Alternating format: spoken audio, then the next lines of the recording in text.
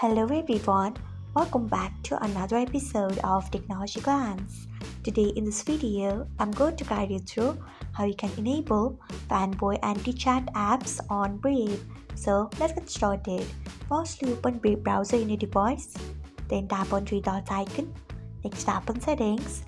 After that, tap on Brave Shields and Privacy, then scroll until you find content filtering. Next tap on it.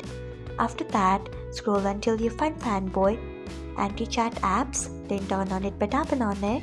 So this is how you can enable Fanboy anti-chat apps on Brave. Thanks for watching.